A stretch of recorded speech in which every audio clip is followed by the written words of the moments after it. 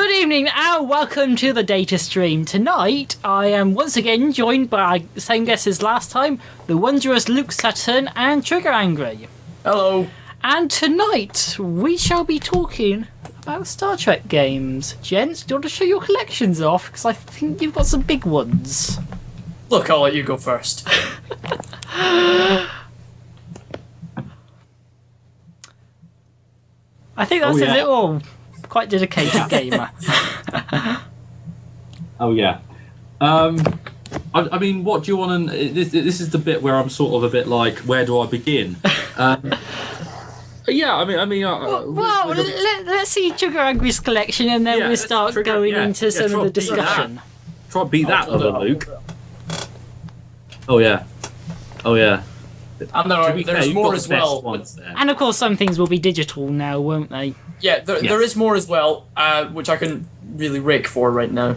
But yeah, that's the most of it, I suppose. We'll also be talking about Doctor Who's 50th, I believe, and some other things later on. Oh, yes, we'll be picking up with some of the things that have happened since the last stream, which was just before the Doctor Who 50th anniversary in November. And we will also be talking about our own 5th anniversary on YouTube, which we celebrate this month. So let's dive straight into the Star Trek games with our very first question, which I'm going to start with Trigger Angry. What was your first Star Trek game? Oh, do you know what? It was probably, let me fetch it. It was probably this one right here. Star Trek Armada. Exactly the first one? Exactly the same. Yep.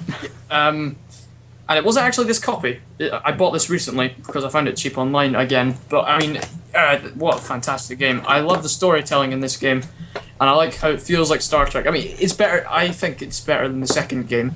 The second game's great, but it's more. The second game's more technically advanced for an RTS. This is really good. I just like the whole way the story develops in this. And especially when you're a younger child, it's sort of implanted in my memory. And playing it recently, after so many years, it's just sort of like, oh yeah, I know how to do everything. Yeah. So yeah, that was kind of my first, probably closely followed by Elite Force, which, and actually probably Star Trek Encounters as well. And here's Elite Force to show you. But those are kind of the first ones. But I think Armada was probably the first one that I. Interestingly, my first one was Star Trek Elite Force, and it was that explosive edition that you just picked up. Yes. From a special sale one time from I believe it was our ISP was promoting it or something at the time. Yeah. And yes, of course, subsequently going for the proper expansion pack and original. Yes. They came out as a set, actually. eBay is a wonderful place. Also the sequel to Elite Force. I played that when I was younger as well. I was a bit older, but this is a good game as well. I like them both. I think the first game. The graphics are nicer in that one. They do seem a bit more smooth, but it is interested in the same engine. Well, what I think about the second game is, I think the first game is more realistic for the time it was made. If you know what I mean. I think with Elite Force 2, the textures are really good and everything. It looks great, but it's a bit cartoony almost. It's a great game. I love this game. Yes, the storyline does have a few. Will that really happen as much? Well, I think with Elite Force 2, there's the issue that. I would agree with that. It does have a sort of cartoony element to it that doesn't necessarily sort of suit the Elite Force brand. And although it has quite a good story, I think that the first game, much in the same way as Armada, is actually superior because it's a bit closer to a realistic Star Trek story. It was on at the same time as Voyager as well, which always helps. Yeah. Whereas the second game is based in the Star Trek movies with First Contact, Insurrection, Nemesis, that sort of time, is set just after Nemesis, and it wasn't such a well-established setting, perhaps, as Voyager. Yes, and you had the lack of in the original Elite Force, you really had it all out with the Voyager cast. Elite Force 2 Yeah, really they just lacked sort of there. felt- You had very few characters from the series. Yeah, it felt kind of, more like Star Trek at the time, I suppose. You were And playing an episode. You were inside an episode with the original Elite Force, whereas Elite Force 2 was much more of a gaming experience. Yeah. What was the exomorphs and all the sort of more... there were quite good enemies and characters and stories and races in Elite Force 2. But as it went on, it did get a little more... Again, the word cartoony does come to mind, not in terms of just the animations, but the plotting. Yeah, the sort of crazy Romulan guy near the end. Yes. I want him destroyed. It's a great game, but I think, I think I agree with that. Well, of course, it has had wonderful mods come out of it as well. Gate that's- Two Birds and the Beautiful Sky. That That's a is great just a gorgeous mod. What I think, however, is I think I also like the first game better, probably because of the modding community as well. I think, Elite Force Files mainly has got a lot more sort of EF1 stuff. Hello. than EF2 No, does. I run that site. Yeah. So, I always like visiting that site looking for EF1 stuff. I mean, I never really get EF2 mods. But, that's probably, the first game's better, I think. The second one's good. Yeah, it is a lot more community accessible, I guess is the phrase. Yeah, there's good mods for the first one as well, such as Colony 7, things like that. And so we gravitate back to the original question. Luke, you were saying Armada was also your first. Yeah, it was my first time. It was brilliant. It was. I was about when I was about 9 or 10. We didn't have a computer because we're poor, and I nevertheless bought Armada and Elite Force because I was this was the stage where I was getting into Star Trek quite a lot, and anything branded with it, I was right on there with, and it was going quite cheap because even by this stage it was time had passed and it was a slightly cheaper game. So I got it and I used to take around friends' houses to play it on their PCs, and I used to sort of sneakily install it onto their computers and that sort of thing. I also recall one time I took it to school and installed it onto a school computer when I was about 10 just to play it. After which the school asked me never to do that again. So, the thing with Star Trek Armada is it's like a bicycle for me. It's one of those games that you play when you're at such a young age that you always hold a very special place in your heart with it. Other people would have games like the Rayman series or Sonic or Crash Bandicoot. They would have those games where they were like, oh, I remember that when I was about 10. For me, that's Star Trek Armada, which might seem a bit weird to non-Trekkies, but no, I've still got my original version. I had that version, but then I got this weird explosive version recently, but it's better than, nothing. Yeah, no, exactly. And I somewhere in the world is the original manual from this. But this is a manual that I consumed when I was trying to get into the lore of the game. And so even though it's quite a simplistic real-time strategy game, the sort of, not just the Star Trek license behind it, but the storyline and the settings and the ships in this game are something that I learned all about by just consuming that manual. I was like, every time I got my parents to make me take tests so I'll have the right strategies when playing that game when I was really little. It sounds very sad now, and it was, but that's how much I really enjoyed it, and that's how much that I thought it had the depth that other RTS games didn't have. There is something unique about all of even the old graphics and all the sound effects and everything. It is very familiar to me, but I liked the Romulans at the time for some reason as well, and sort of all the unique sounds and everything. I loved all that. And even like in the future when I was sort of like thinking about, it's a D-Derricks class, when I was still slightly younger. Exactly. I'd always go back to Armada, thinking about, yes, I recognise that. Or in Away Team, I seem to remember there was a Crash Griffin class or something. And the only reason I knew it was a Griffin class was because I played Armada, so, I was... Exactly. And I think the scale's a bit off in that level. If it's the opening level on the Klingon planet on the Away Team, and you can walk up to it, and it's like the size of like a runabout or something, Yeah, it's kind of worrying. But yeah, no, I had that. Well, you and I talk liked about scale, and some of the later ones, the scale is way out.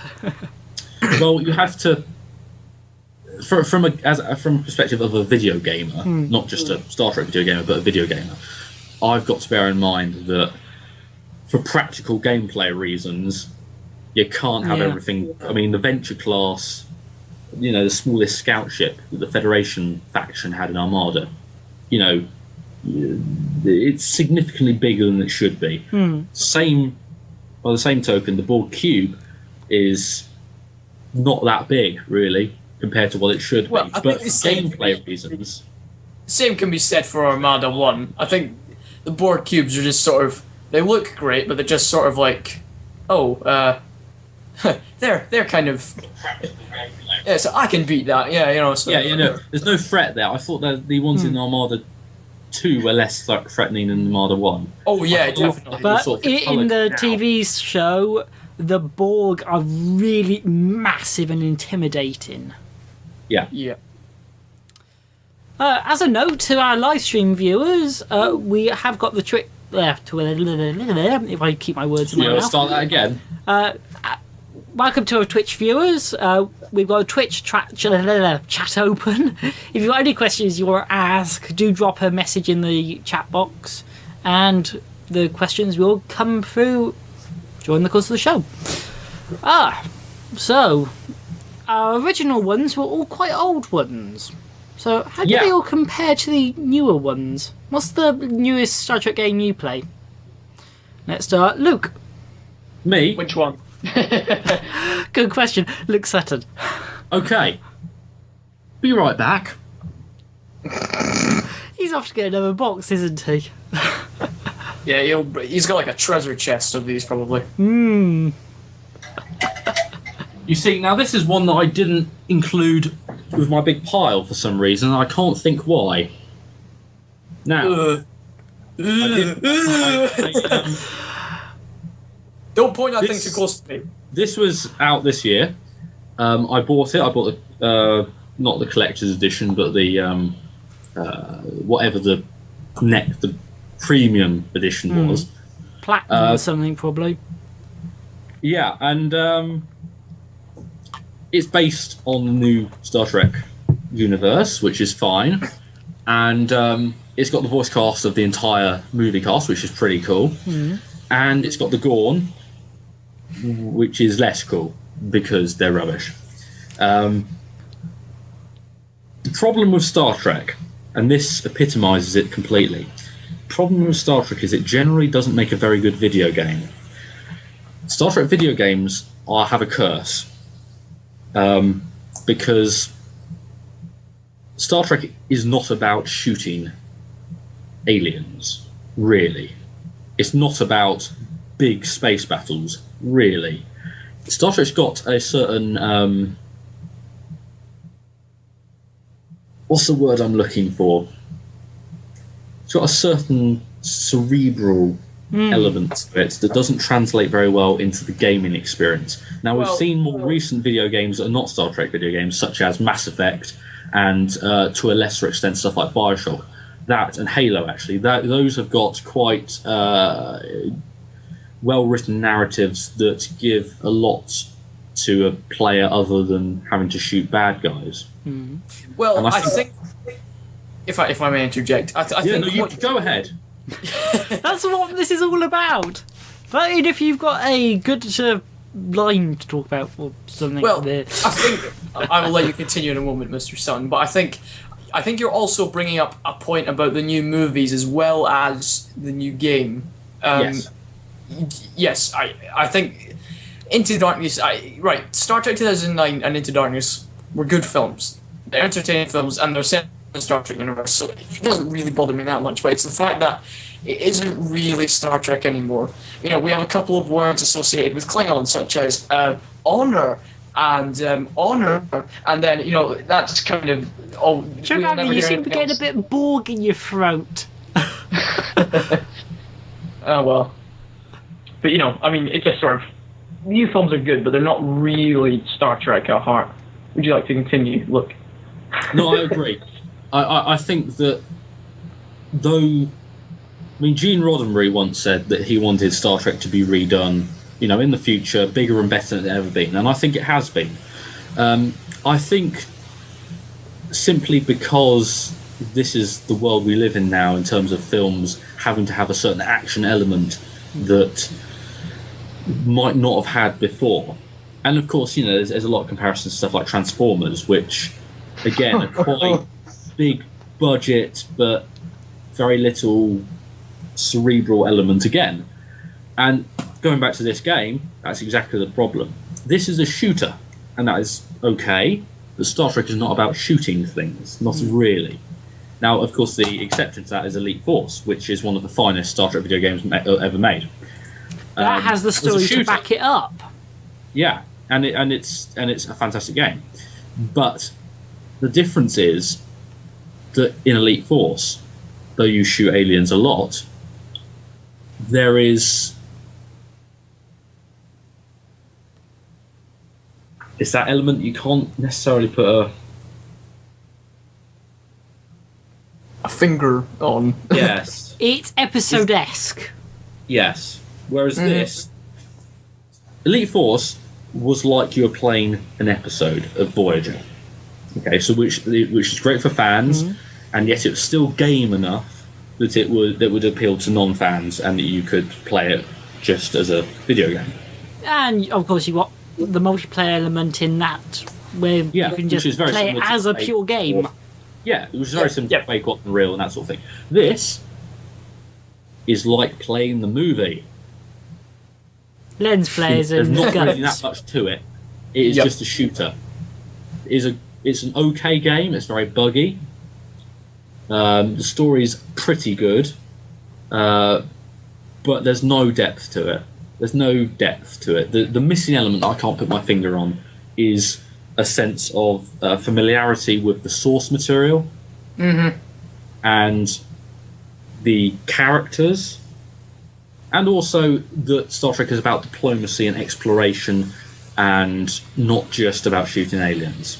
It's a real hard thing to try and explain, and this is probably why video game developers have had a hard time trying to create a land-based video game, a third-person or first-person shooter that's actually any good. Because either you compromise too much and make it a bit of a rubbish video game, which doesn't then sell well, which makes it a commercial failure, or you make it too shootery, in which point it could be like Unreal 2 or something, and not really a very good game. So it's just like the Borg cube sizes and the Venture class scout ship sizes. Star Trek fans have got to understand to a certain extent there has to be an element of compromise because of the medium that it is. Right? In Armada, you can create fleets of starships, like dozens and dozens of the top level sovereign class starships and battles, right? When the universe, you wouldn't get them all together. Anyway, yeah. So, I think these two are a good comparison when you're trying to see where the licensing went right and the licensing went wrong. This is still a good game. I'm glad I bought it.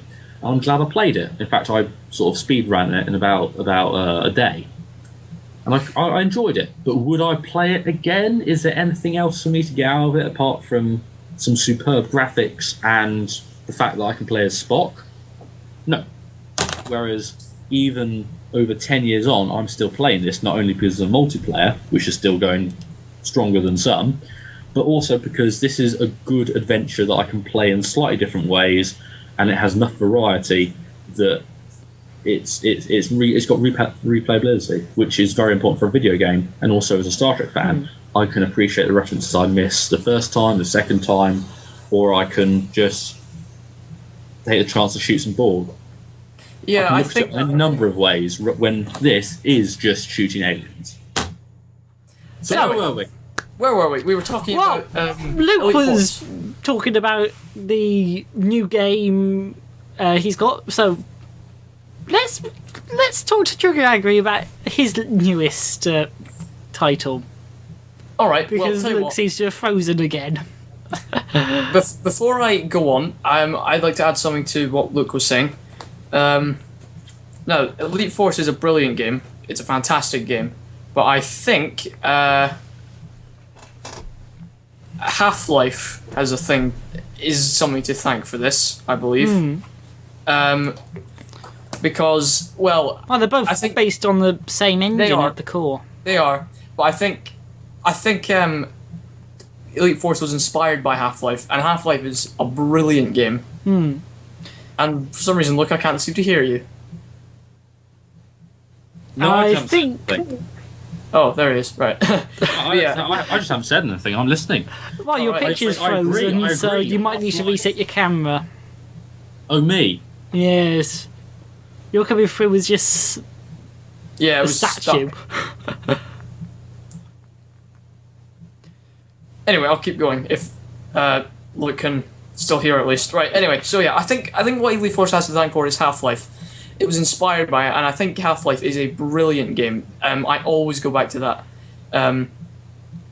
But you know, Elite Force is a fantastic game. It is shorter than Half-Life, and I really honestly can't say which is better. They are different, but they are. You can definitely tell where Elite Force got a lot of its ideas from.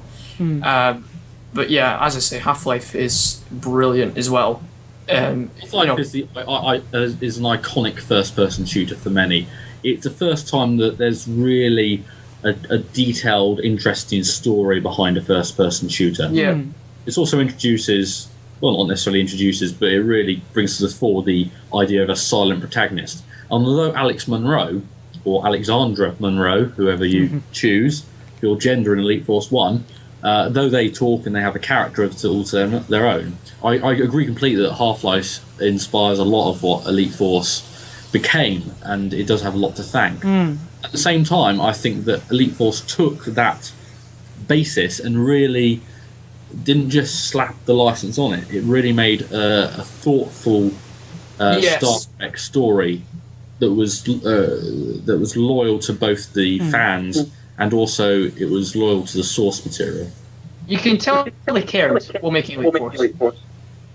Yeah. Oh, absolutely. Yeah. Raven Software developed it, I believe, published by Activision. Yes. A lot of Activision's Star Trek games got a lot in common. Are all almost set in the same sub-universe. The Griffin class from Armada makes an appearance in Away Team. And there's always the intro of the Activision logo getting destroyed by torpedoes, and then the ship flying past.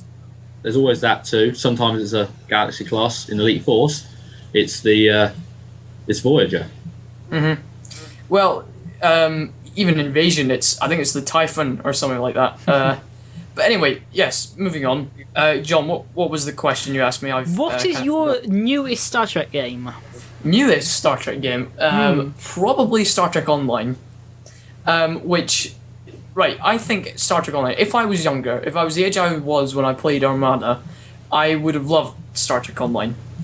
I wouldn't have really cared about the sort of boring missions or whatever. It would have been, ooh, I can meet my own ship and crew and stuff and kill things. That would have been brilliant. But I mean, I think nowadays, a bit older, I think Armada's still brilliant, and I can still see Armada's flaws, but I think it's still good. But I think Star Trek Online is a very good Star Trek game, but it's not without flaws. I think it does get very repetitive on occasion.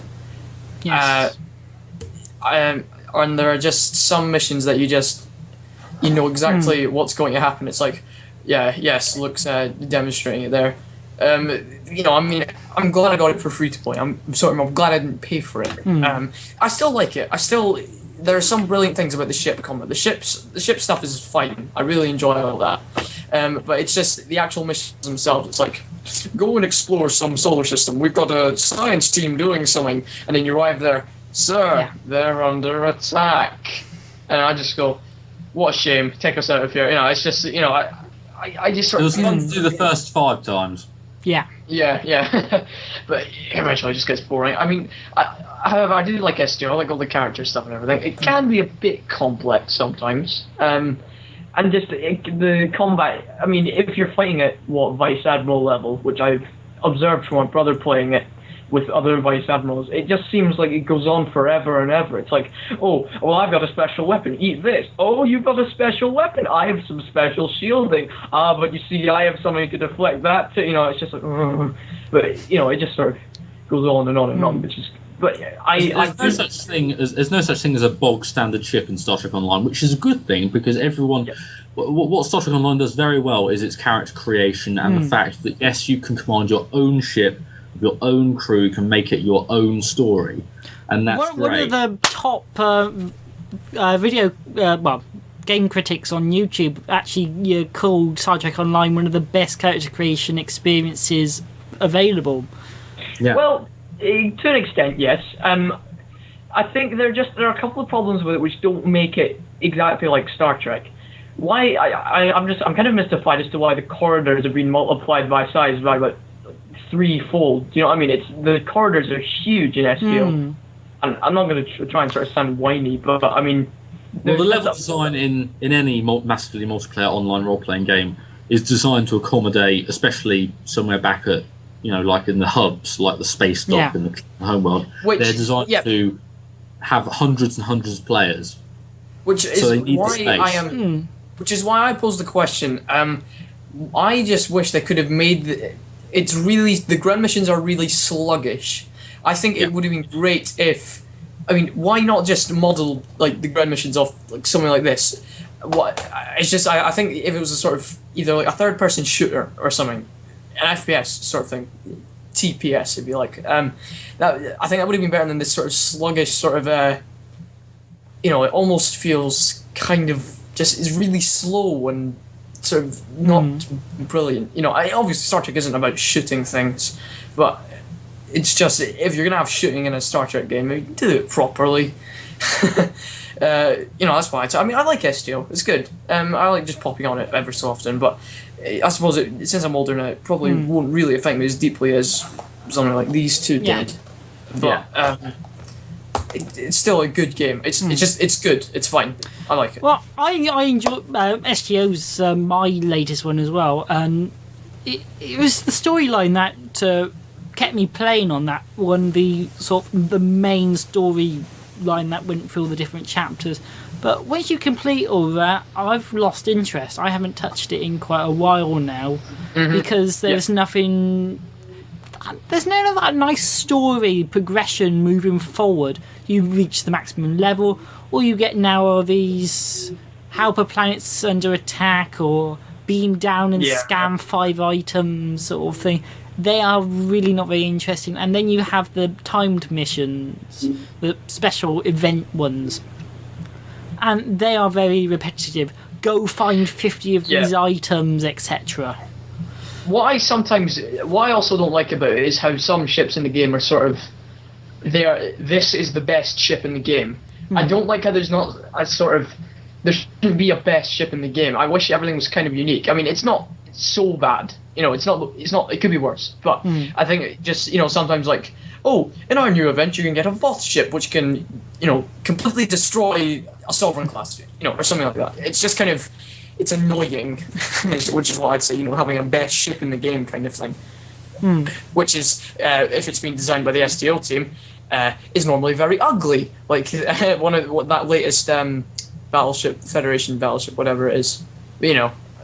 Again, it's fine. I don't mind it. Good game. So, let's talk about some Pacific games. Now, I've got a few that I think could be quite interesting to discuss now based on what you two have been talking about so far. Go on then.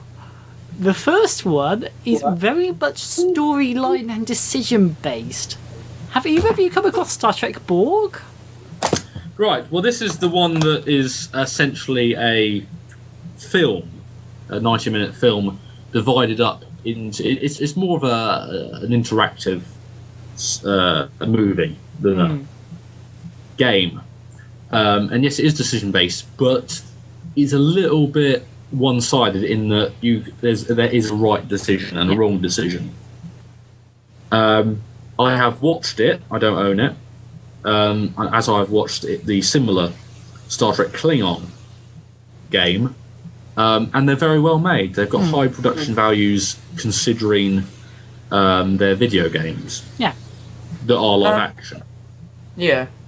They're not sort of high budget or anything, but I thought the stories were pretty good. Yeah. And it was nice to see all proper sets and that actual was nice. some of the big. Well, we had Q in it, so you had one of the big established characters in there as well. Yeah. I think it's well written. Yes, I'm the same as Luke. I've only watched it online, and it looks fine. You know, I like how there are sets and uniforms and things like that. You know, I like the whole character stuff. It's fine, but yeah, I mean, I've only watched it, so I can't really put my opinion forward on it, except for the visuals, which are fine. So, moving on to a different title then. How do you guys feel about Legacy? Because that's an interesting one, because it spans across all the different series, and it does have a storyline. Legacy is a funny one. It's got a very good story, right? It's got a story written by one of the novelists, and also I think someone who did have some input on the original series. I need to look that up. It's got one of the established Star Trek writers, as they wrote the storyline that does encompass all the eras. The problem, I think, with Star Trek Legacy, it's a ship simulator, essentially, not too distant from Bridge Commander, which is another one we'll get to. So it's Starship based, and it was quite popular. One of the big selling points for it was that it had the voice artists were all 5 Star Trek captains from TV. So it had William Shatner, Patrick Stewart, Kate Mulgrew, Avery Brooks, and Scott Bakula. So that was and it had quite a good voice cast apart from that as well. So that was a big selling point for it. It was supposed to encompass, on Star Trek's 40th anniversary, it was supposed to really bring together all the eras and make something special. And it looks very nice. It's graphically quite a nice game. It was released, I believe, on the Xbox 360 and PC. Yep. And it wasn't received very well. Now, most people think that this is because it was rushed, and it was, because they had to get it out for Star Trek's 40th anniversary. So a lot of the cutscenes exist only as animatics, and a lot of the missions were cut down, so there's only a few missions per era. So there's only there's only 5 missions, I think, in the Enterprise era, with Captain Archer, as played by Scott Bakula. There's only a couple in the original series, and so forth. But there is this, they tie it together very well. There is a very nice overarching storyline that goes through every generation. And it also makes references to lots of the events of lots of television episodes and films, which is really quite cool. So as a Star Trek fan, I really quite enjoyed it. And for a casual fan, actually, it's quite good, because not only is it on console, which means you can go straight into it, as opposed to PC, which means installing and that sort of thing. But also, it's not too difficult, really. It's quite simplistic. It's no Bridge Commander in terms of how you can operate, how you can control and divert power. It's not too complicated, which is the complete opposite of stuff like Klingon Academy and Starfleet Academy and some of the older Interplay games, which had a lot of micromanagement. So Legacy has a lot of up and downs, in my opinion. I do own it on PC. I haven't played it in a long time. Most people quite like the mods that were made for it. They thought that whatever flaws in the gameplay and story that were in the stock game was made up for by a lot of fan-made mods, and I would agree with. And I know there is a mod for Legacy that does add in a lot of starships to the selection. That's the Ultimate Universe mod. Yeah, that's good. That's the one. Well, and it's brilliant, and I have played that, and I have installed it, and it adds a lot more replayability, because it's got new maps, and it's got new textures, that sort of thing. So it adds quite a lot into it. But yeah, no, I think it's a good game. I think the problem is that it was rushed.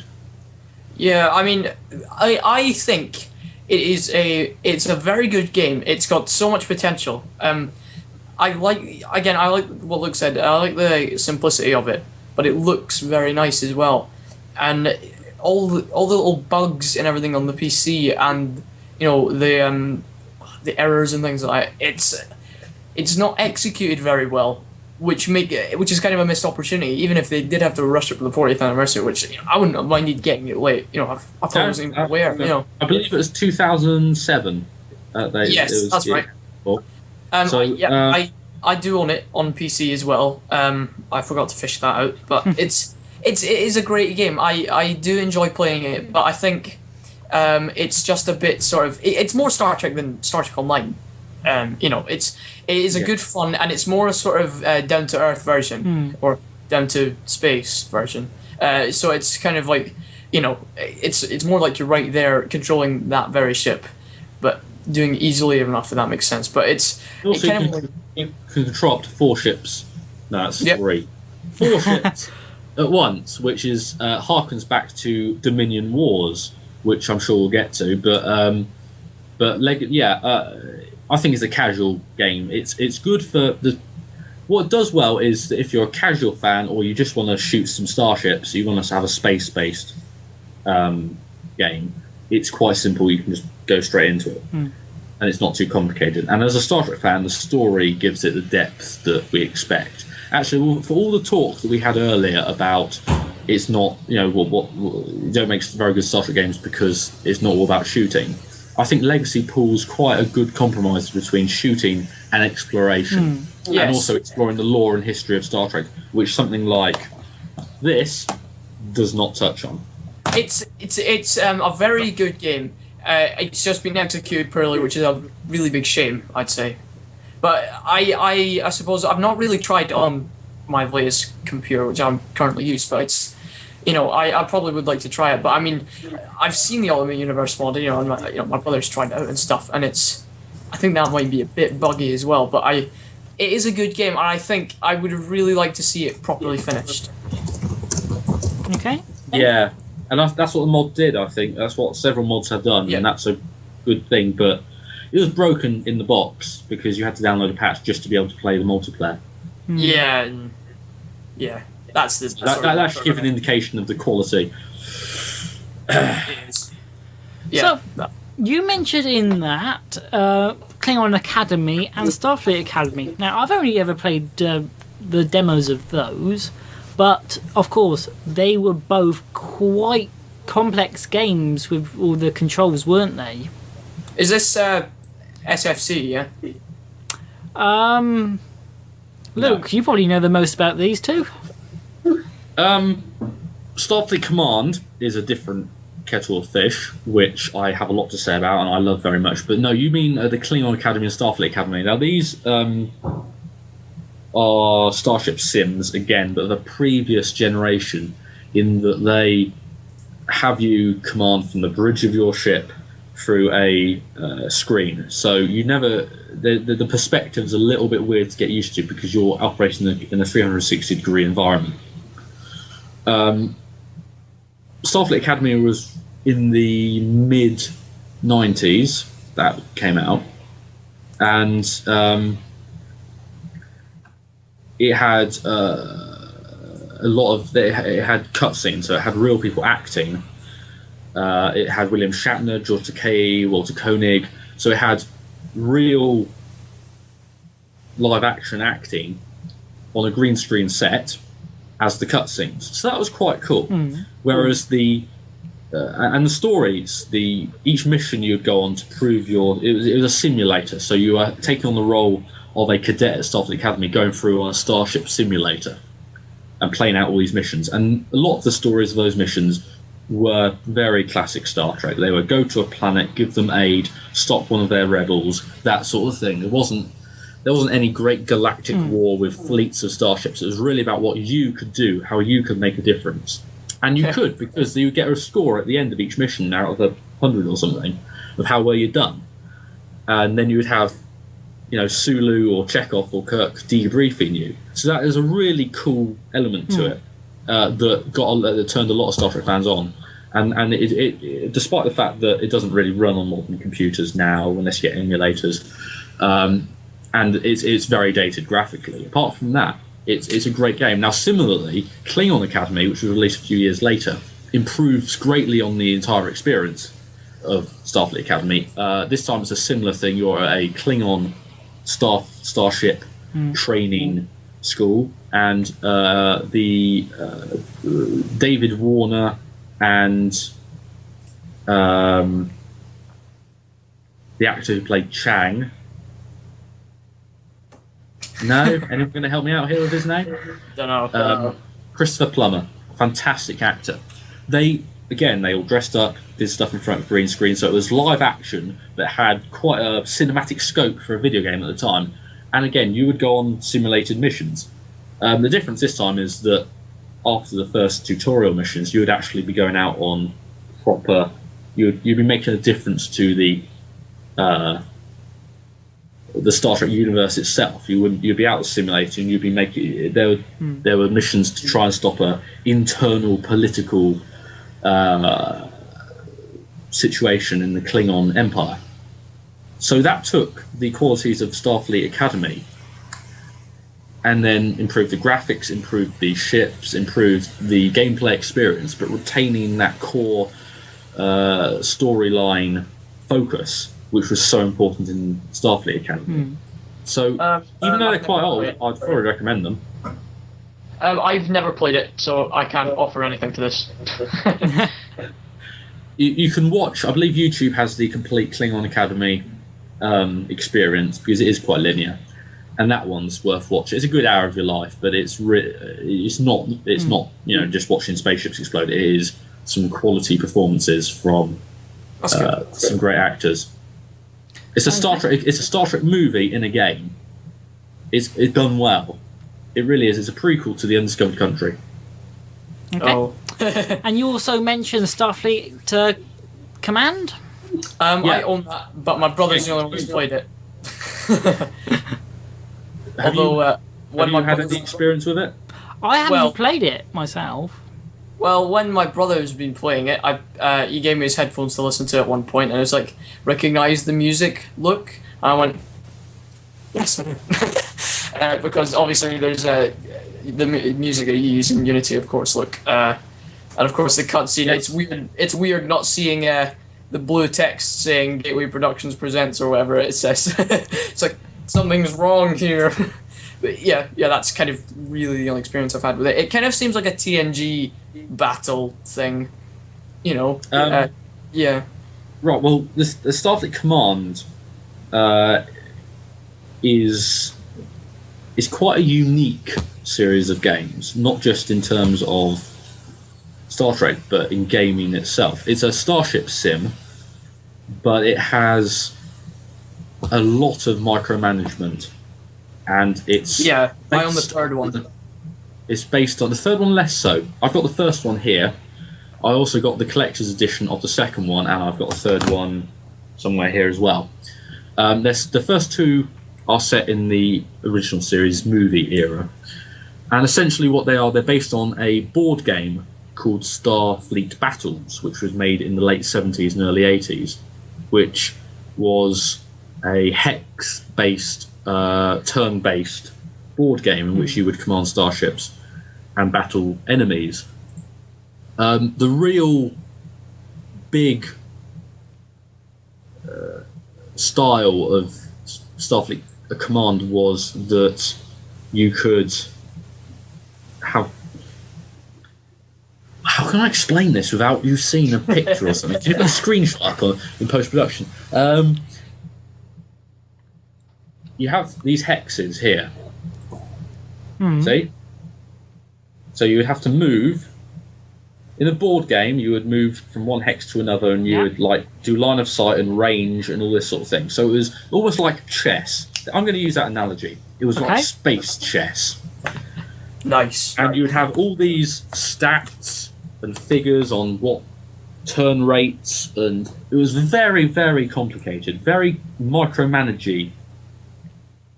But it was very popular, and Interplay developed this into a video game called Starfleet Command. And it's probably the most complicated Star Trek video game of all time, because it really involves a lot of micromanaging, a lot of tactical planning on your part as a player. It's not a casual game by any sense of the word casual. But it's very hard to explain sort of the appeal to it, because I'm making it sound as though it's incredibly complex. What they did when they made it into a video game was really streamline it a lot. It's very reminiscent of Bridge Commander, but sort of like a backward version of that. You would be fighting on a 2D plane, and it wasn't about sort of. It was very tactics based. I'm not explaining myself very well here. It's the hat, it just puts pressure on my head. They made 4 Starfleet Command games: Starfleet Command the original, Starfleet Command 2. They made a standalone expansion of that called Orion Pirates, and they also made Starfleet Command 3, which is slightly different and a lot more streamlined, and that's set in the Next Generation era. Yeah. It's nothing. Starfleet Command 3 isn't really anything to do with the first 2. It's very simple and basic and casual compared to the other 2. But yeah, no, I liked it a lot, and I have incorporated bits and pieces of it, especially from the 3rd game, into my fan film series Star Trek Unity. Not just the music, but some of the settings and the characters and the situations. So there we go. I'm going to stop talking now. So, Shogaku, do you have anything to add to that? Well, I've never really, I've never played it. My brother's played it more recently. I mean, to me, my brother explained the 3rd one being sort of like a ship battle from the like a ship battle from the Next Generation. Kind of like yesterday's Enterprise. How it's sort of like. Okay, it's like, keep spamming the firewall weapons button, but you do an STO as well.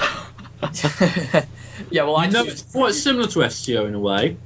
A lot of these Starship simulators are quite similar, and they've sort of compressed the best bits into Star Trek Online, because you get the 3rd-person view in Star Trek Online, you get just enough micromanagement in Star Trek Online not to be too complicated. You've got accurate 360-degree environments like in the original Starfleet Academy, and you've got sort of quite a variety of ship designs. So I think Star Trek Online's ship battles have sort of compressed the best bits of all of the Star Trek simulators. Yeah, they are really good. Good. Yeah. I mean, the only thing I remember about SFC3 is, my brother showed me the opening sequence for a bit, and then it sort of panned over the station with the sort of main Unity theme, and then we just sort of went, yay! Just sort of. Is this before? Is this after you watched Unity? Is it? Oh yeah. This was recently. Oh right, so you played it after Unity. I played that.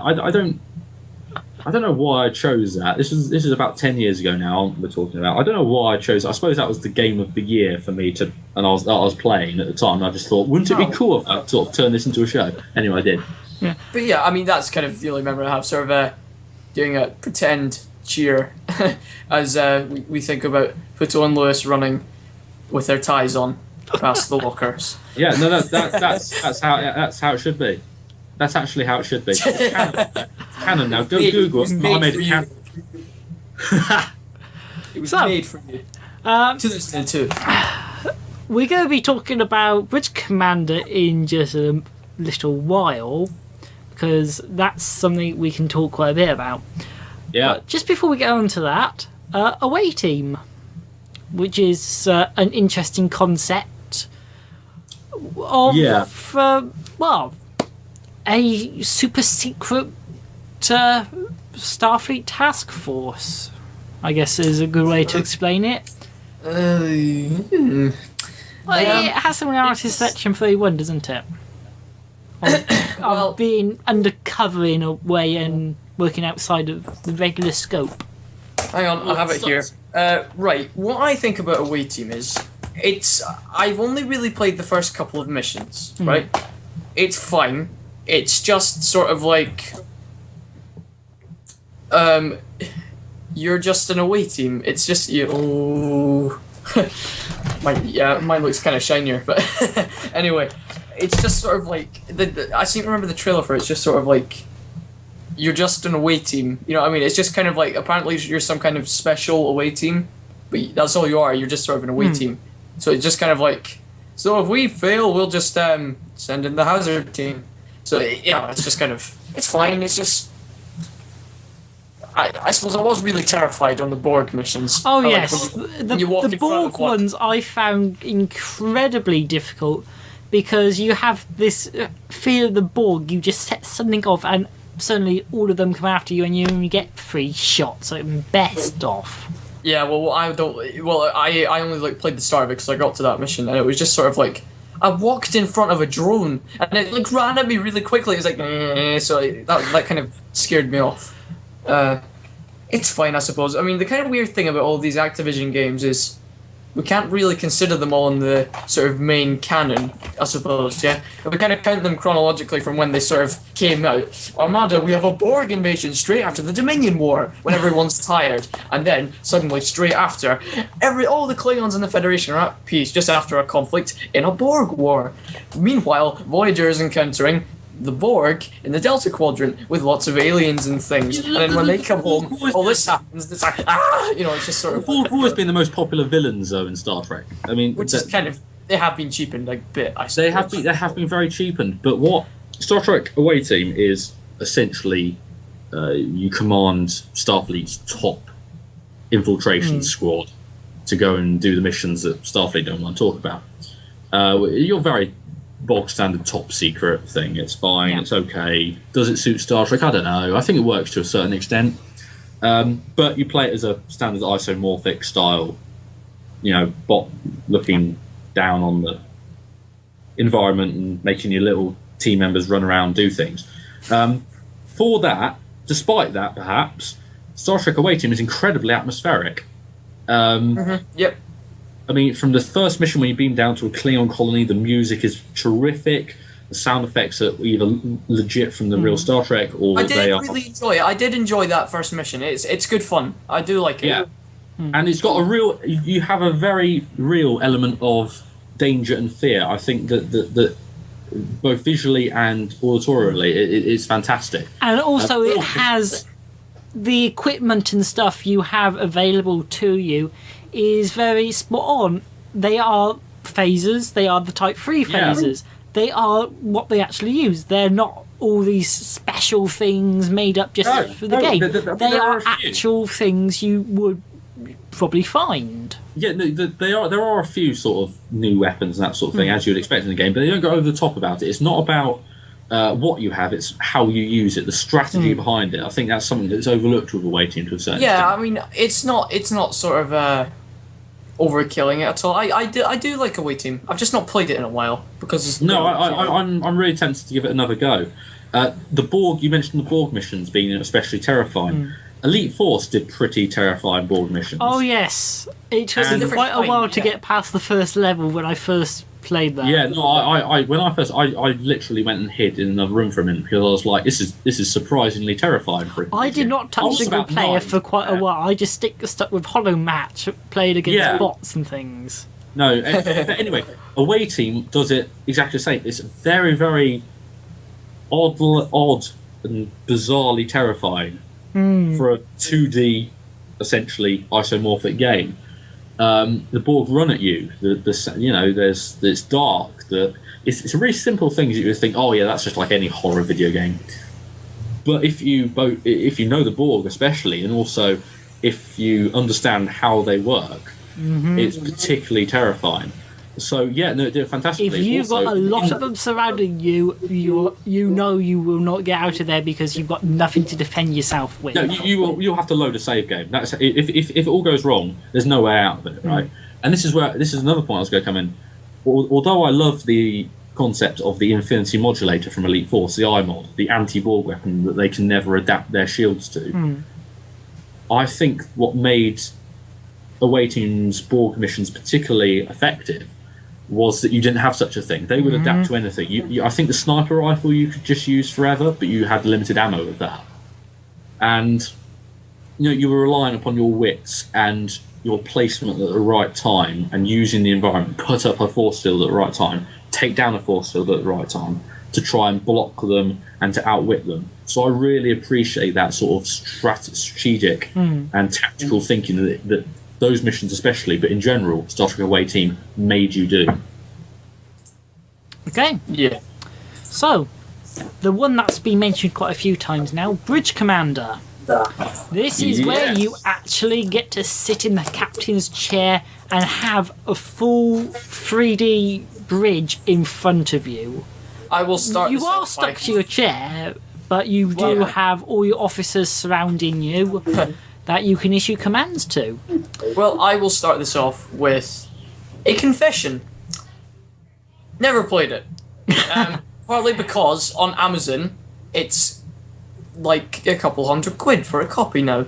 So it's, I think, my brother has been chasing it for a while. It does seem really appealing. Something which I say with all Star Trek games is, I wish they could make a good Star Trek game which had you inside your ship and you outside your ship, which isn't STO. I would really like that. Just STO's fine. I wish there was just sort of. Yeah. With Star Trek Online, you do control your ship from the outside. You don't ever go in it, right? You don't ever sort of suddenly cut to you sitting in your captain's chair talking to someone on a view screen. It's all done on the outside, and that's the limit of how that game technically works. With Bridge Commander, you could do both. Bridge Commander is one of the best Star Trek games. It has a story written by. Hang on. And it's not really a full action story. It has key elements of diplomacy and others in it. Exactly. It's written. The story is written by DC Fontana, who is one of the original series writers. Oh right. And she came up with this. It's a she. Yeah, I know. Came up with this great story about an area of space that goes through some political and it goes through a natural disaster, and you have to take command of your ship, the USS Dauntless, and later the USS Sovereign, from your captain who's killed. So you get promoted. You're the first officer. You get promoted to captain, and it's a silent protagonist you play. You never leave the captain's chair technically. And you, and you never actually say words. It's all you just direct through menus. Your things. I've seen a few clips. It's kind of a bit creepy how you you look at one of your officers, and I bet you what's actually happening is his eyes are actually going right up to the guy's face, and then he's speaking to him because you zoom in on them for some reason, which is a bit strange. Well, you can see why they did that, because it gave the feel of, you are the captain, you are the person in that chair. Yeah. It gave a fantastic... you were the captain. Because there's several ways you can play it. You can play it much in the same way as you play Star Trek Online. You can hop outside and use your W, A, S and D keys to move the ship about and fire phasers with your mouse and all that sort of stuff, right? So you can play it in several ways. Or you never have to leave that bridge. It's not a particularly hard game. It's more about how you play it and what decisions you make. I believe also there was the potential for voice commands in it as well. Yeah, you could do that. I never tried that actually, but you can do that, yes. Which means you can literally go, Commander Safi, red alert, and she would do it. Nice. Say, helm, set course for... somewhere. No, it doesn't say any of the places. The Maelstrom, I think it's set in an area of space called the Maelstrom. Set a course for the Maelstrom, and they would do it. So you never had to leave the perspective of the bridge if you didn't want to. Well, do you know what? I think I would really, really like to play it, I suppose, but I have just checked on Amazon, and it is $59.99 for a new copy. Have you tried eBay? That you won't find many copies of Starfleet Command 3 either that are cheap now. I also noticed that. Because they came out around the time that Activision lost the Star Trek license. The same with Elite Force 2 actually. They got the initial shipment out and distributed. After that, it was all over. Yeah. So they are quite. They're not rare per se, but if I see a copy Limited. of any of them in the charity shops, for example, I pick them up regardless of if I got them already or not. Because they're quite expensive online. Which is a shame because there's so many fantastic games out there that the new generation of trekkers like yourself should really be sort of second nature to you. Well, you are lucky in some things. Elite Force is not fully lost on you gamers because you can get into the multiplayer part through community efforts. Yeah, and user-developed mods have permeated pretty much all the Star Trek games in a way that... Going back to Rich Commander and the mods there, which is what I want to talk about, there are some awesome mods, aren't there? Yes. Yeah, they're either ones that span to other universes.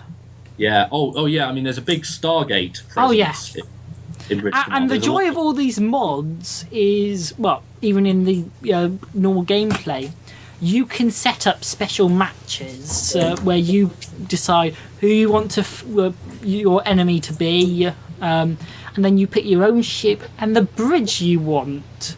So if you wanted, you could fly around in an Intrepid class starship with an Intrepid bridge and go fight in a Borg cube.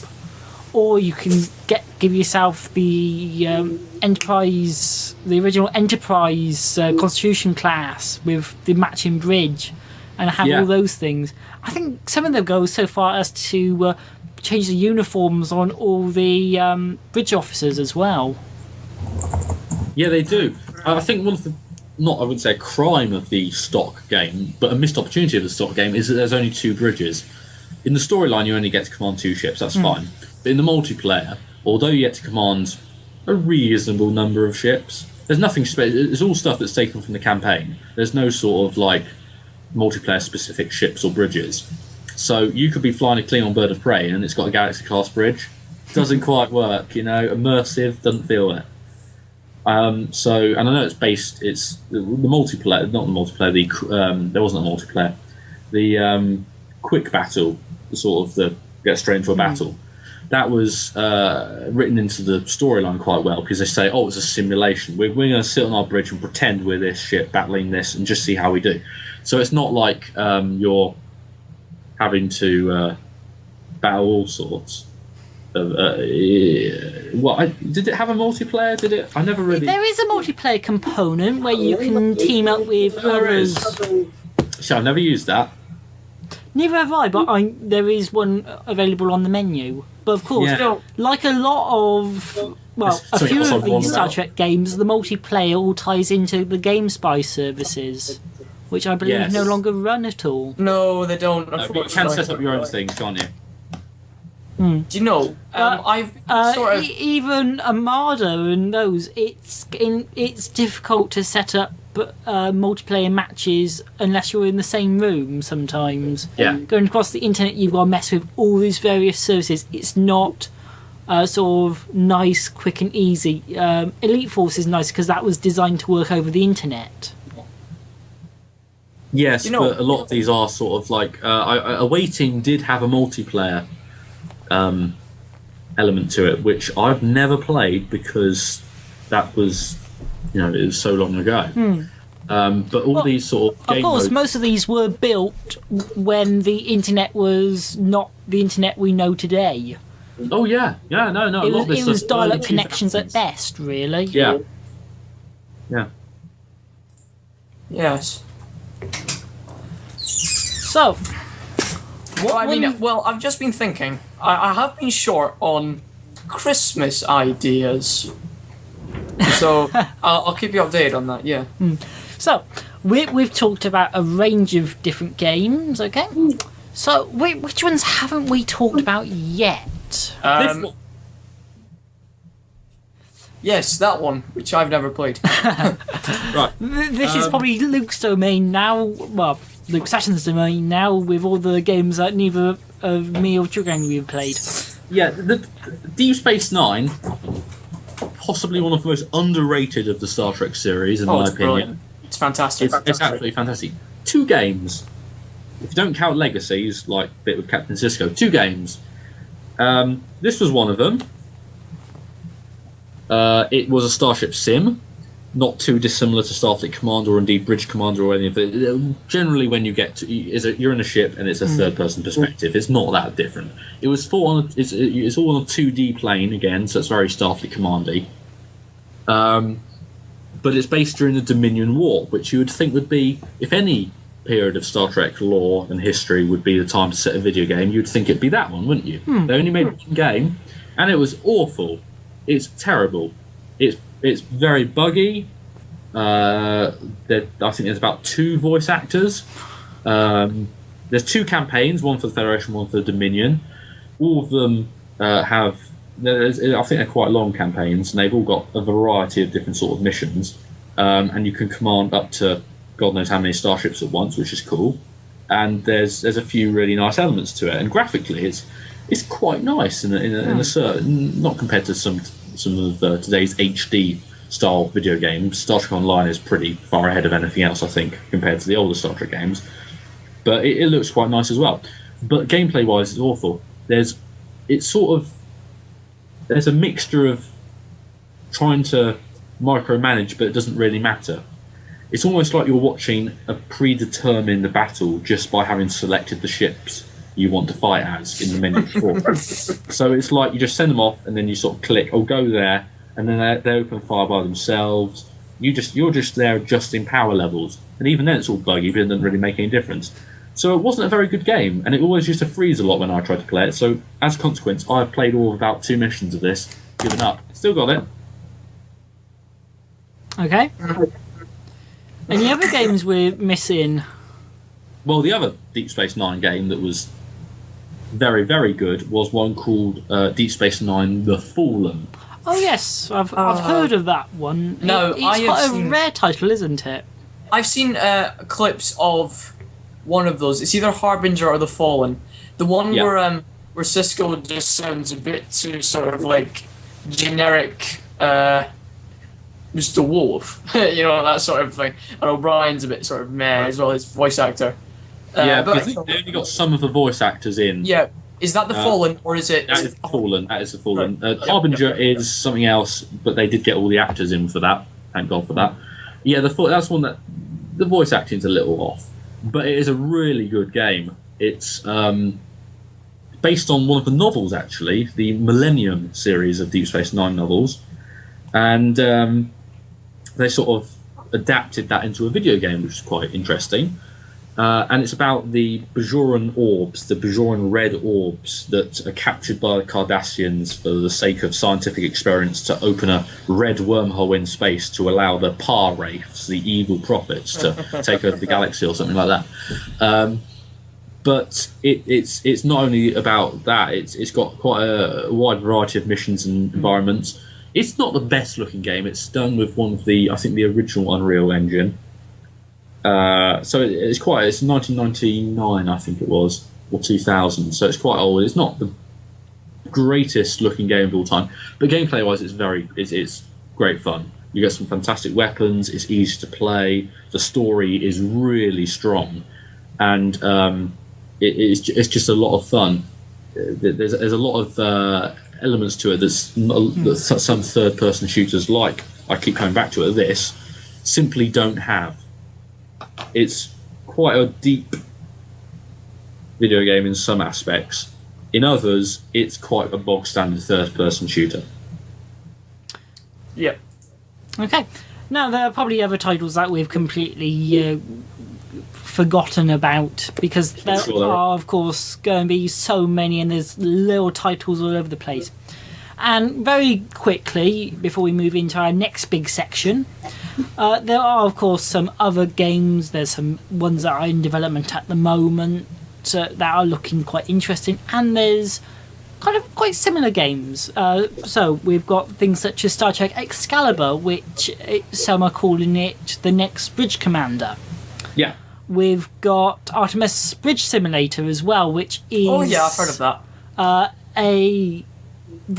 That is quite an interesting one, because the initial premise of that is you have 5 people in a room and you build your own bridge. You have a captain, you have somebody on helm, you have somebody doing the weapons, communications, science, etc. It sounds fantastic if you can get it working. How much is it again? I don't know. I believe it's now available on Steam, or at least it's on the Steam Greenlight system. I tell you what, I will check it right now. You two blather on for a bit. But I believe that the best way to play that one is in a room with the other people.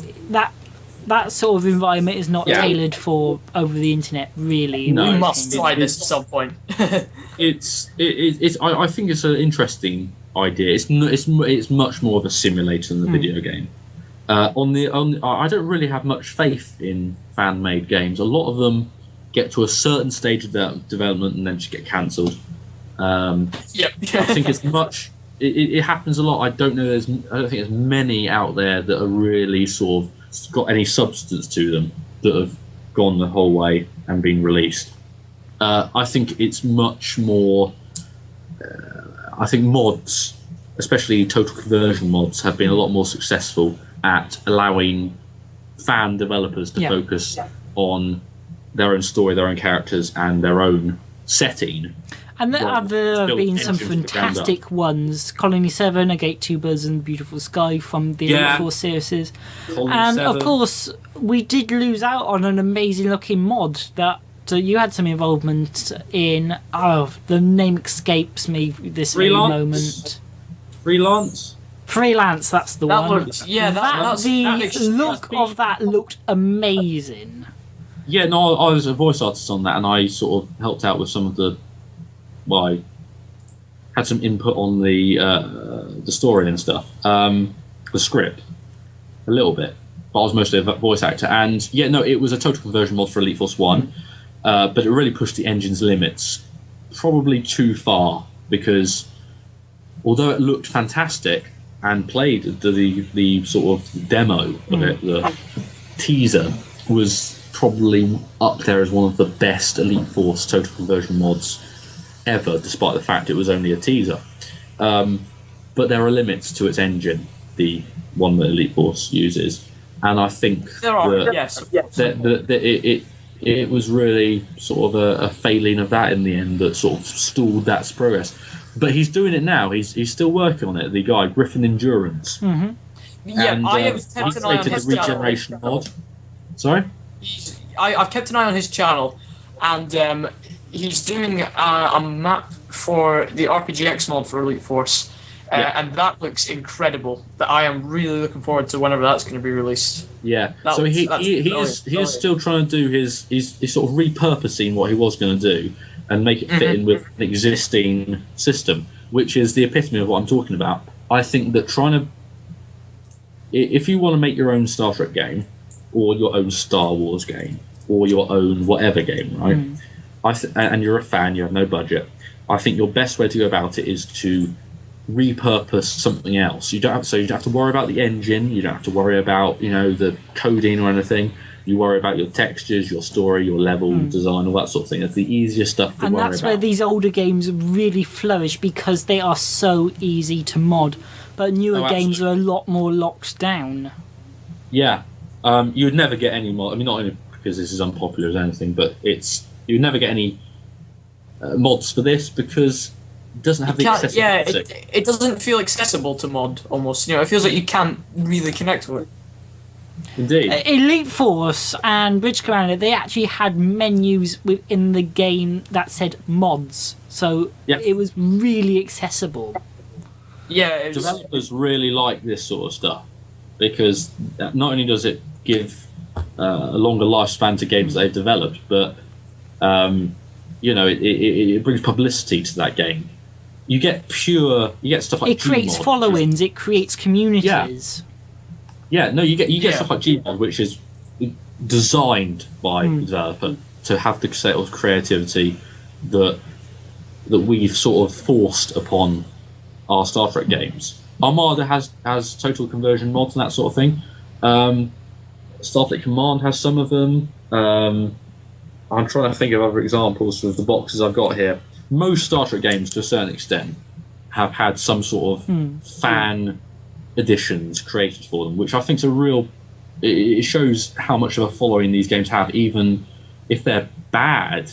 And a lot of Star Trek games are pretty bad compared to mainstream games. There's still a lot of effort being made to. We're improve. a special subset of gamers. We are, and it's not just Star Trek. The Star Wars Jedi Knight, they've got a huge amount of mods for that. That's very accessible, and the Half-Life, God knows how many mods there are for that. Yeah, that's got a big modding community, but that's a very accessible game. Indeed. So, Trek Angry, have you got some information about Artemis for us? Yes, I do. I'm just pulling up a currency converter right now.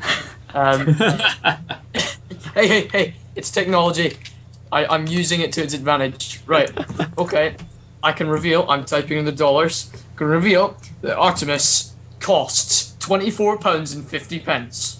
Is that for the the local altogether one, or is that for over the internet, or what's that for?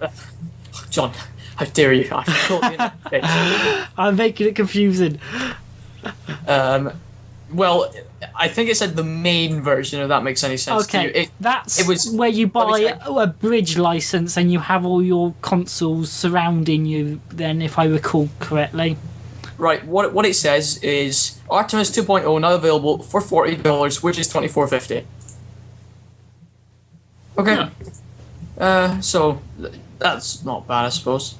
You'd have to get enough people to do that, though, wouldn't you? Yeah, you need enough interest in it. That's what I'd say.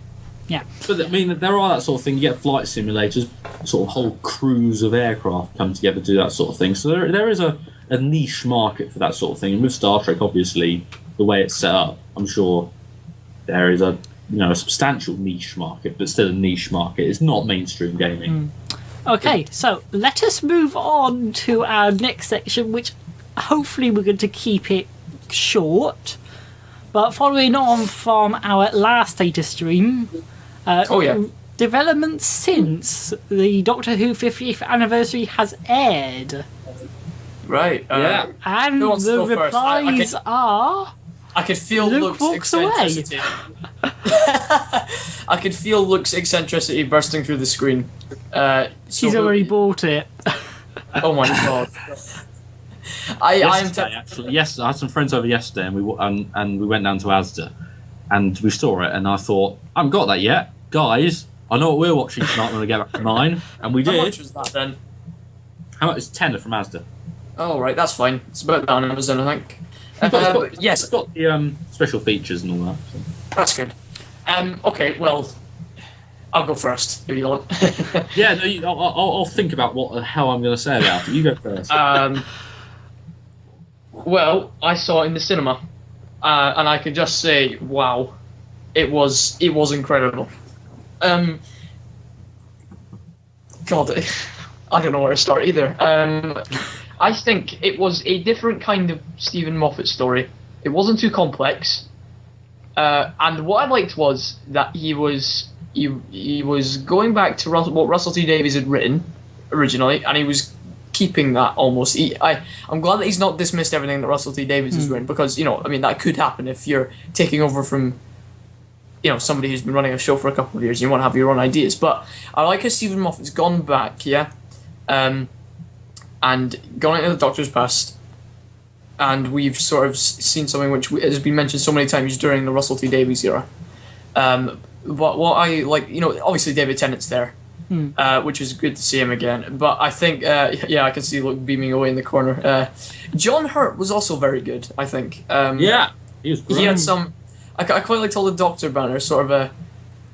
They're scientific instruments, not water pistols. That sort of thing. So, it was good fun in the cinema, seeing it there as well. And I think, obviously, we all discussed this. We all knew that there would be older Doctors in it somehow. And of course, we have all 13 of them right at the end, of course. But I think it was just, I like how Stephen Moffat has propelled it into.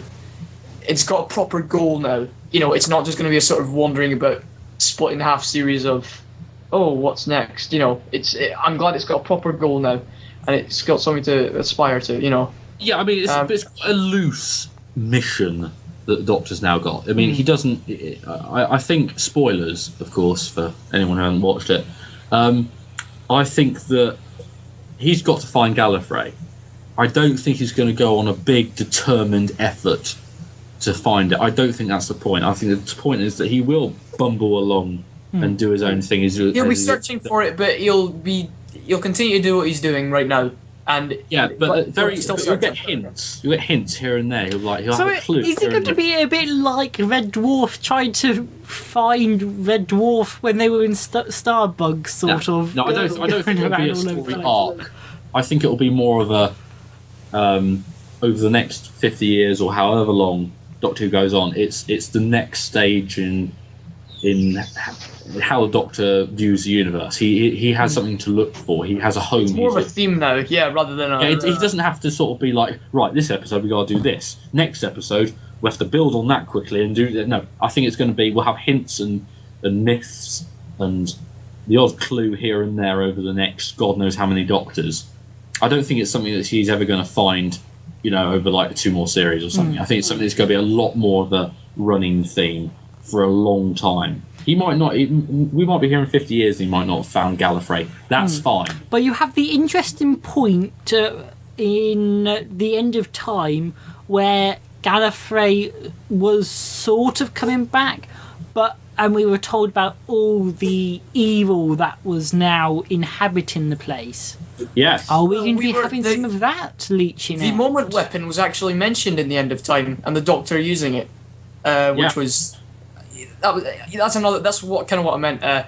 Stephen Moffat's not disregarding everything that Russell T Davies has written. I think he built on it really well. Some would say the fact that Gallifrey is now not destroyed, that's being rewritten. Some would say, well, that loses the emotional and thematic impact of Christopher Eccleston's tenure. No, it doesn't because he forgot. Yeah, but it's a bit of a cheat. Some would think. I think it works okay because rather than it. Gallifrey never being destroyed. It was destroyed. It was just rewritten in this episode. Yeah, we can say it's just been all of the Doctors make it to Matt Smith, and then they rewrite it. If that makes sense, Yeah, exactly. So he did push the button. He did destroy it, but Matt Smith and with the 3 of them together thought of a better way out. It's a timey-wimey situation.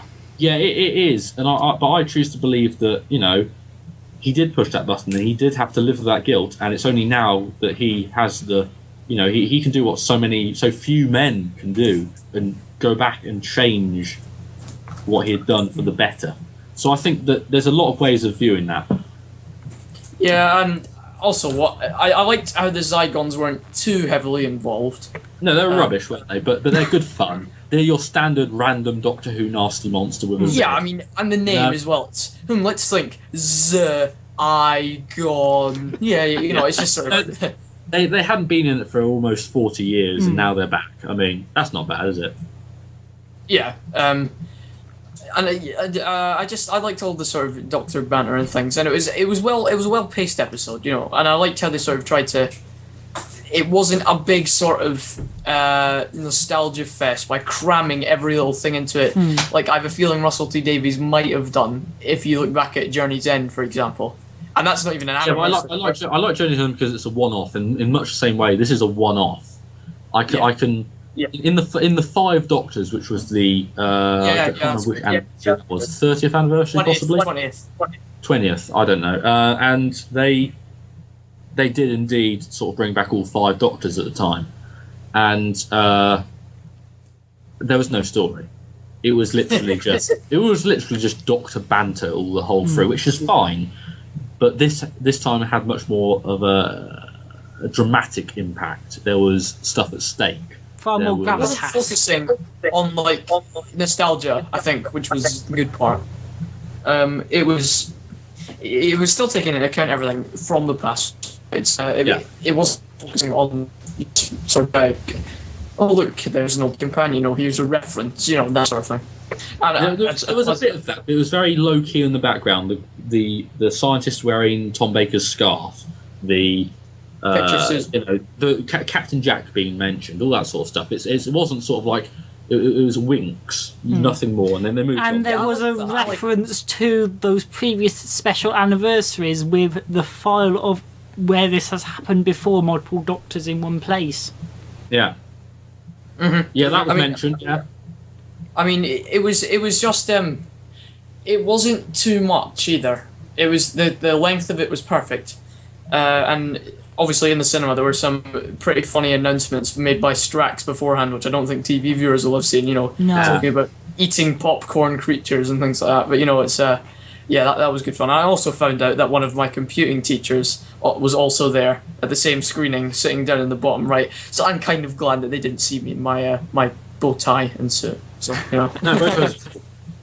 I watched it at home. I watched it in here. Turned all the lights off. Just me. I was going to see it with a friend, but in the end, it was just me and on TV, hid behind the sofa. That's how it should be. I bet you did that I loved deliberately. it.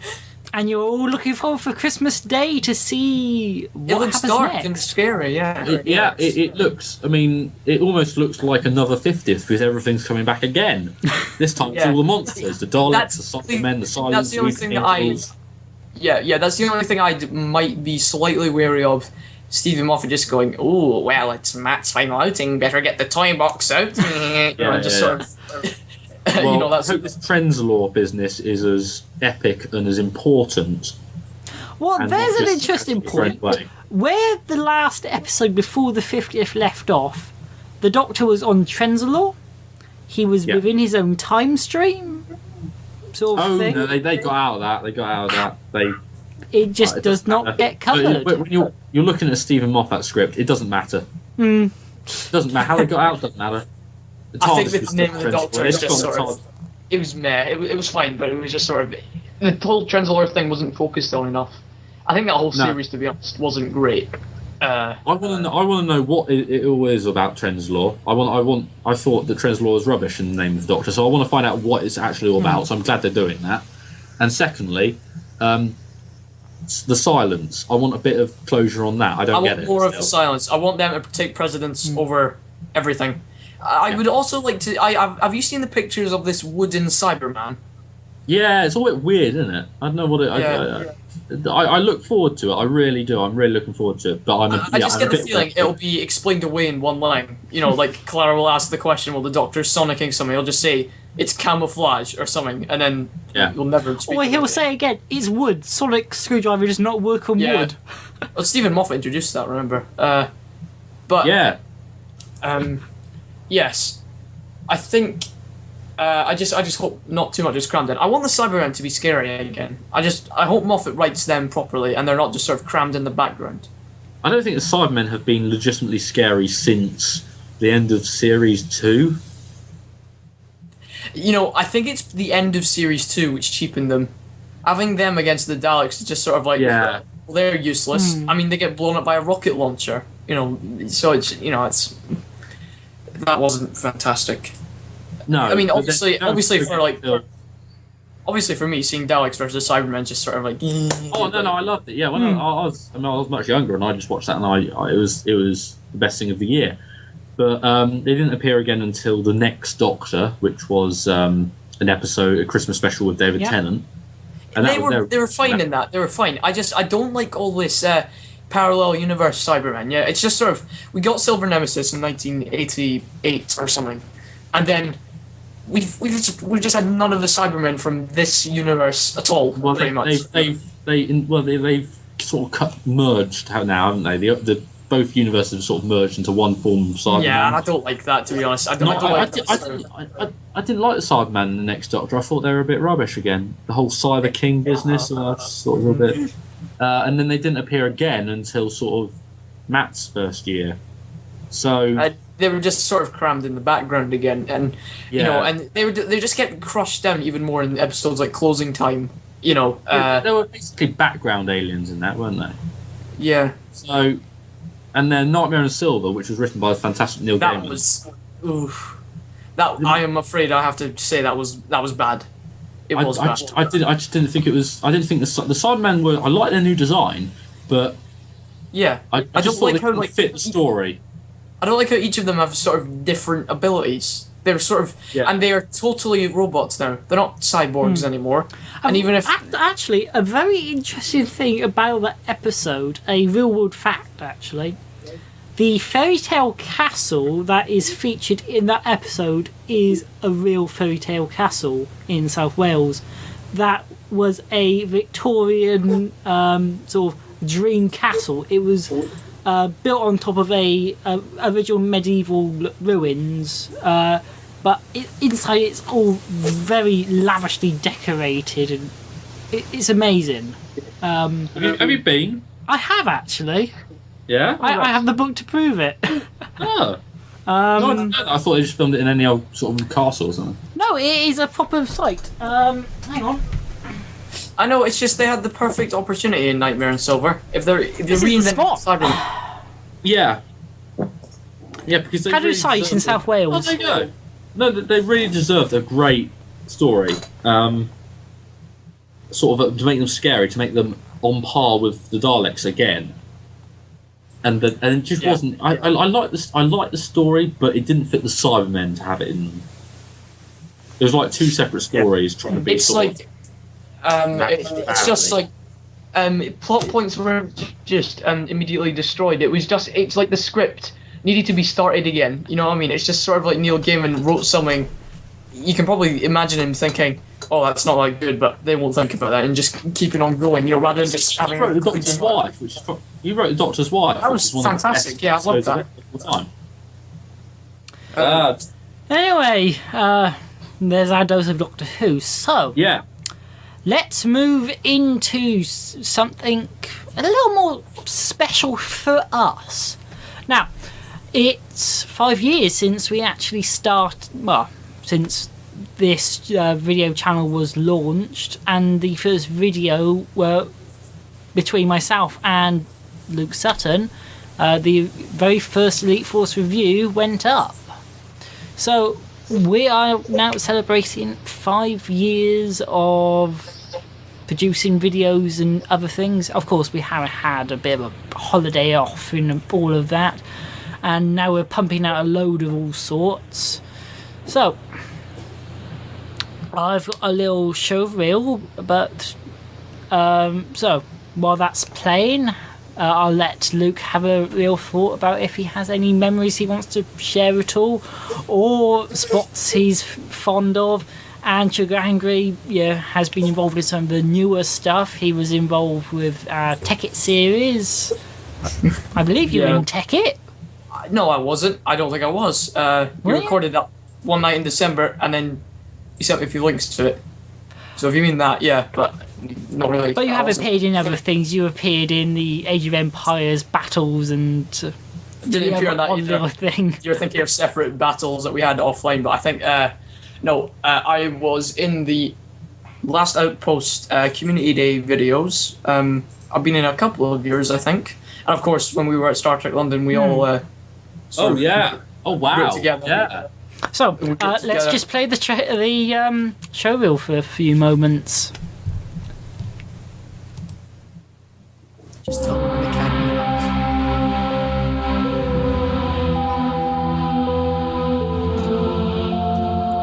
No, we're not. We're in survival.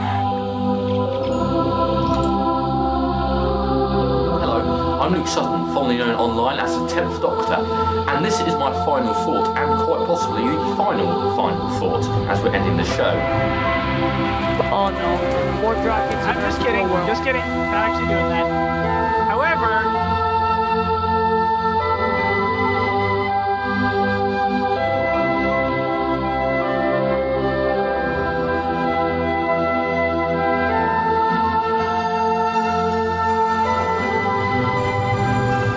come down here. Clearly it wasn't solid. You got a bit of a case of the John right there. That's the closest thing I can do to commentate. It's utter. the problem is, Citizens of Earth, your destiny is in my hands. Those of you who acquiesce to my demands will be treated fairly. Oppose me, and you face a dire fate indeed. as my slaves in the might of Mercury.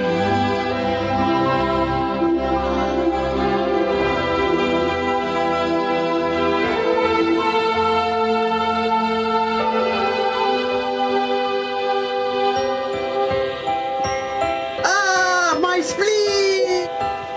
No, John, don't. I'm coming down. Ah.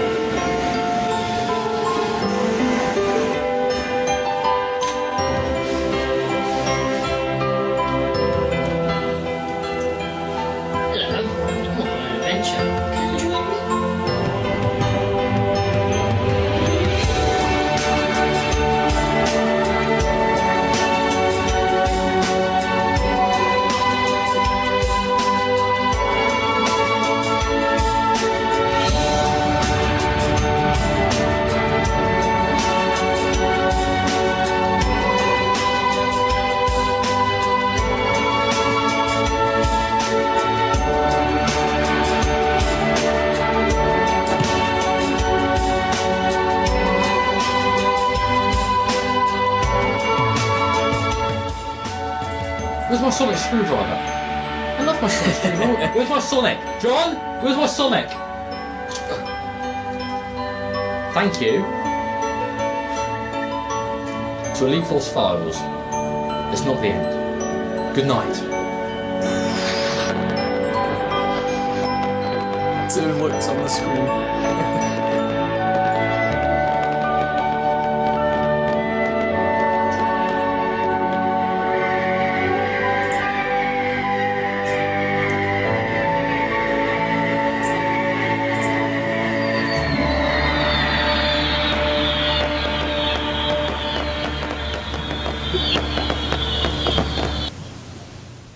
So there we have a little video that looks back over our last 5 years of videos.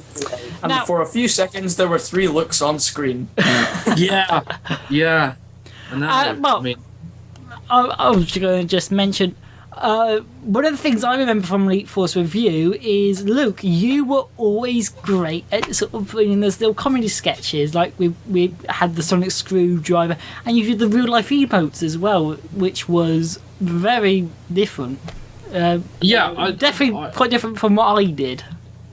What Elite Force Review, my role in that, I mean, this is the point where RPGX was sort of in its prime a little bit, so there's a big community for the role-playing side of it. But at the same time, you know, Elite Force is one of my favourite games, and I run the website Elite Force Files, or at least I did, if I could access the admin page, which I can't now because it's bugged, but, you know, that's file front for you. No, I enjoyed doing the Final Thoughts, because this was a time when the RPGX community was very, very sort of active, and there was always disputes and all these people. I remember once that we did an interview with Fraggles, was it? It was something Acer, perhaps it was. Acer, perhaps it was one of the noobs, one of The famous ones. the famous sort of disruptive role players who would rather. I mean, there's so many ways you can do role playing, and one of the big rules was you don't have your phaser out and you're not going around killing everyone the whole time. But sometimes it's quite good fun to ignore that completely. Sometimes it's quite fun to beam in, kill everyone in the middle of a very serious role play, and you know, just remind them it's a video game, you know.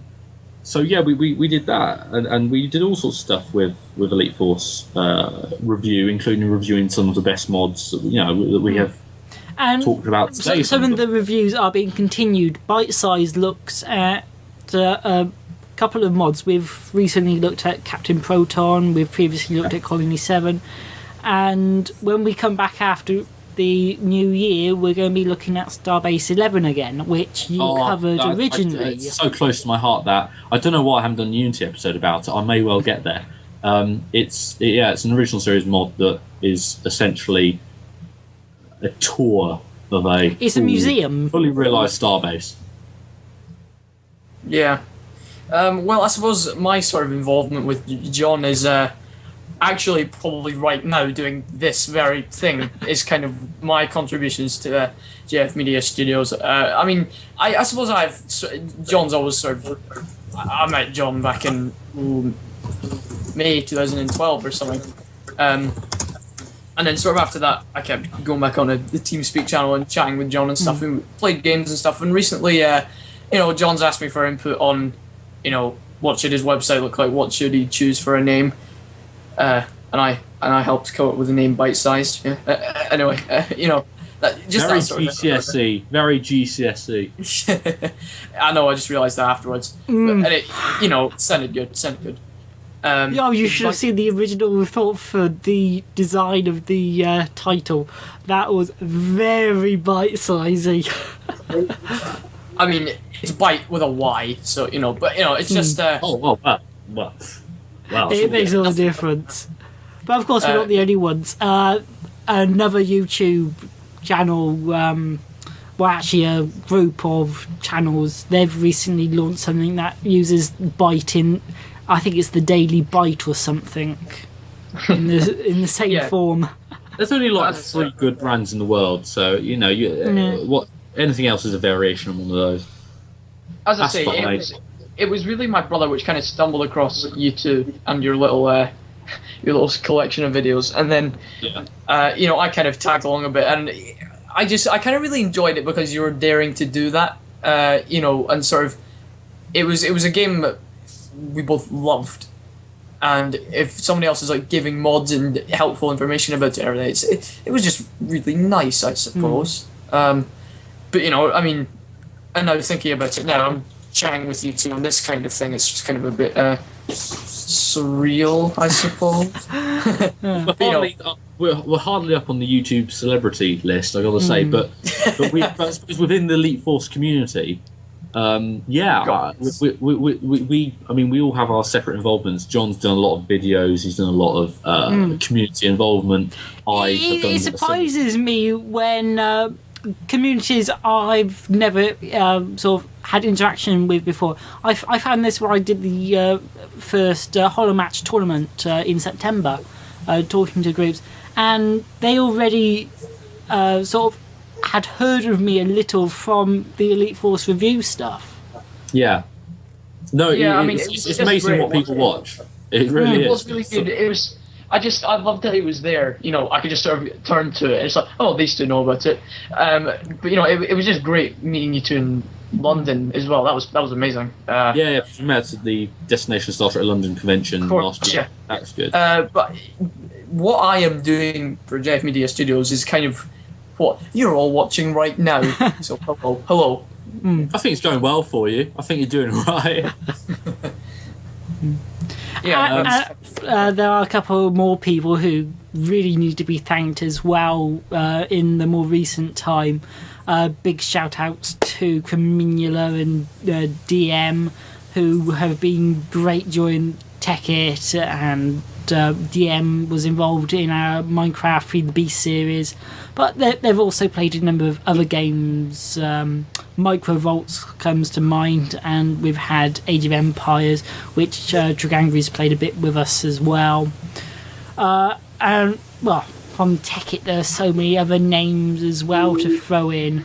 I guess a big shout to Grizz as well, the silent player who never talks. And we had a number of other people like Andy and his magic. So there's a whole host of people who have had some involvement along the way. Yeah. No, there's been loads, and you've been lucky that you've been able to sort of get involved, John, with the developers of a lot of these mods and the community leaders, some would say, like Tim and all that sort of thing, and Mr. My spleen, all that sort of thing. It's great. Yeah. Yeah, we had Tim on the first DataStream, which went out a little while ago, where we were talking about Elite Force, and he was there because he developed one of the biggest mods for the game. In popularity. Jensen and Tim were there, yeah. Jensen was there because he is from one of the biggest online communities still existing on there. We did send out the email. Well, I sent out emails to some of the other big groups or ones that were there historically, but I never got any messages back from them. They were very silent. It is just the last outpost now, isn't it? Really? Yeah. It's a nice Although community. I know that UFP did get themselves an installer as well around the same time. But Yeah. they never replied to any of the emails at all. I sent it to HoloFed's a couple dead, of isn't them. it? There are a couple of communities buzzing around, like Section 31 and things like that. So it's still alive. Yeah, it's just trying to find them because everyone's so fragmented and hidden now. Yeah. Yeah, but no, I think Holo Federation, which was a massive one I was involved in, I think that's all gone now. Which is a shame because that was a good community. Some of the admins, not Ross, who was the head of it all, he was fantastic. Some of his minions were not so good. But apart from that, it was a really good group. I loved Holo Federation. And there are a few others. I forget the names now. UFP was one of them.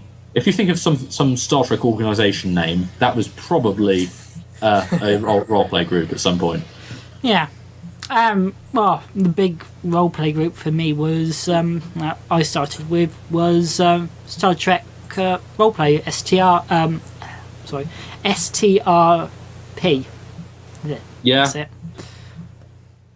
Wasn't there one that Brex and Kylin did as well? That like was Star Trek Online. STORP.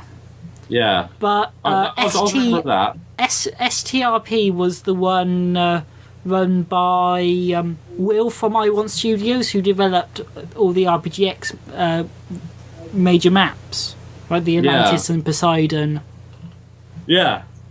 No, they became standards. I mean, Poseidon B. I mean, God, how many hours did I spend on that ship? Yeah. I mean, how many stories was? I mean, that's the beauty of it. It's you know, they're the same maps. There's very few of them, really, if you think about it. It's all the same maps, not just stock ones, but the same old user-created ones from years ago. And people are still coming up with new, unique stories. They're still coming up with their own ways to play it and their own characters.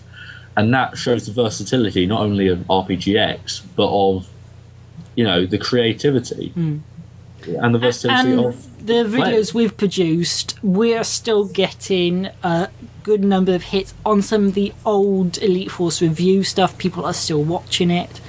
And all the files are still there on Elite Force files. You can still the site might be a bit dead, but you can still download them, and they're all good. you might have They're to great. refresh a few times for some of them. Yeah. Don't blame me. I'm only admin. I can't. Yeah, we don't blame you at Only all. admin, yeah. But Yeah, I think RPGX. so some of the most popular original ones we have been remaking. A good example of that was the Assimilated Voyager mod. That is immensely popular on YouTube. That comes up in a lot of search results because people wanted to see an Assimilated Voyager. So because that's been remade in 720 HD. That appeals to fans of Voyager who want to see it bogfied because it's cool. So it's not. It's almost gone beyond Star Trek gamers and actually hit Star Trek fans. Yeah. So that's good. And just Yeah, remaking them I allows think people to RPGX is probably my experience favorite. it. You know, Yeah, my favorite it is. sort of simulator type thing. You know, that's really good. It's because it's part of Elite Force as well. That's why I like it. It's really good fun. Gameplay videos are a really interesting thing because of how popular they sort of are. I enjoy watching them myself. I enjoy watching somebody else playing a game, but it's more than just watching them play a game. It's also all the talking, especially when you have more than one person. You have great interaction, which is something we had in our Tech It series, which was phenomenal. So, I think we're about to wrap up for this data stream. So, I'd say so. thank you for watching. Well, I mean, there was the other thing I was going to mention, and what I'm going to give for John to broadcast is last time we were talking about Star Trek fan films. That was our big focus on the last data stream. And one thing I sort of didn't sort of mention We talked about live action fan films, we talked about animated fan films, but we didn't sort of talk about the merging of the two. And since we're talking about Star Trek games, I thought we could very briefly touch on machinima, which is maybe that could be a good topic for the next one. Well, perhaps it would be, because there is there's a lot that can be said about that. We sort of have multiple topics on these things, don't we? So yeah, we do. Yeah, I know. Fit in somewhere. Yeah, that's quite a good idea, because it's quite. There's a lot to it. That it's a form of filmmaking that a lot of people don't know about, and that's what I use a lot extensively in Unity. So perhaps I can prepare some clips for next time, and we can talk about machinima in Star Trek games and Star Trek fan films. So, on that note. That's it for this data stream. We're going to be going on our Christmas break now, but we'll be back in January with the bite size of Starbase 11, and I think you just know what our next title of the next data stream is. So I shall leave you with this.